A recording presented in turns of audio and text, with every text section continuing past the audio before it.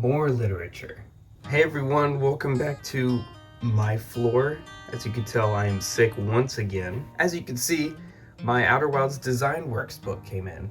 Now, if you haven't seen this book before, it's written by Schilling, and it's put together by Lost in Cult. You might be familiar with that brand. And this book is all about the development and creation of Outer Wilds. It's pretty thick, it's a pretty big book, there's a lot of stuff in it. And because it's so big, I just have not had the time to go through the whole thing yet. There's a lot of cool things in it. It's got a lot of concept art, it's got a lot of in-game screenshots that are like full page, which is very fun. So I can't give a synopsis of the whole book. It's about how the game is made. So today I wanted to focus on 3 important parts of the book that I think viewers of my channel in particular will be interested in. And by the way, if you are interested in this book or you want to learn more, I'll put a link to it in the description below. No, I didn't get the deluxe edition. At the time this was available, I was unemployed and my bank account was draining fast, so I just couldn't justify it. This was already way too much money for me to spend. But with that, let me show you the sections that I was talking about earlier. So in this book, there are these mini sections. It's like a little attached pamphlet, and there are 3 of them, and each of them are focused on the community. So you can obviously tell why this would be relevant to me. I just wanted to briefly talk about them. Again, I don't want to show too much because it's a book. You should just go buy and read it yourself. This first section is about Mallow. Now, Mallow is a Twitch streamer. They also make YouTube videos as well, I think.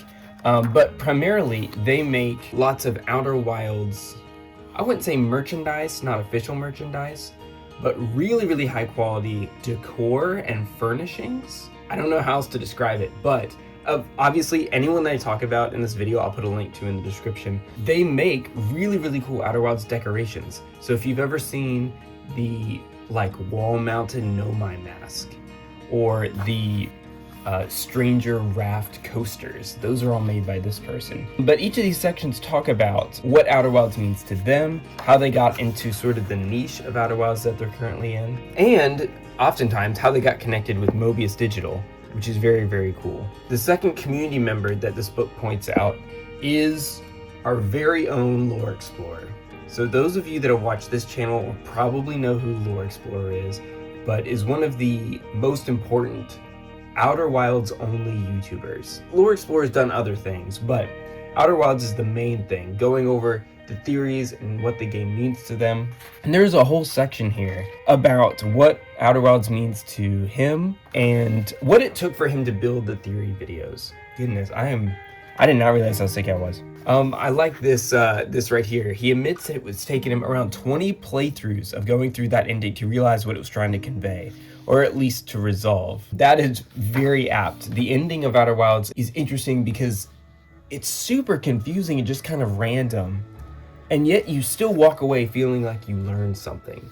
But to fully understand it, I agree, it does take many, many playthroughs to understand it. And it talks about people that have watched Lore Explorer's videos and understand the game so much better. That's really cool. It's so cool that Lore Explorer is featured here. Of course, I've looked through this whole thing looking for modding or something like that, but I haven't really seen much here. The last community section here features these awesome screenshots from inside the Stranger, but it talks about PT Minsker, a speedrunner, one of the best in Outer Wilds. Now, I'll be honest, I don't pay attention to Outer Wilds speedrunning that much, so I do not know this person very well, nor much about that area of the game. But I do know Outer Wilds is a funny game to speedrun because you sleep in it, and sleeping at a campfire progresses the time in the game, so you can get to whatever event you need to faster. It says down here in the bottom left that he runs the game in Russian because it's a quicker language. That's a very common speedrunning thing. It mentions a 100% run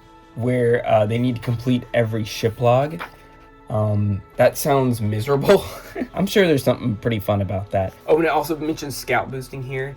Because I play with a controller, I almost never scout boost. It's usually not worth it. But that's a very common tactic to get some extra height and to move a lot quicker. Okay, so those are the primary things I wanted to show you. I just really want to show you those community sections. Look at how cool that is. We have Mallow the Lore Explorer, PT Minsker in official like Outer Wilds stuff. That would be so cool. Someone from the modding community or something could be in that sort of position. Just because I feel like someone's gonna ask. Here's a page on the Hourglass Twins. This is of course the iconic like postcard style. There's no features, there's not enough sand has fallen yet.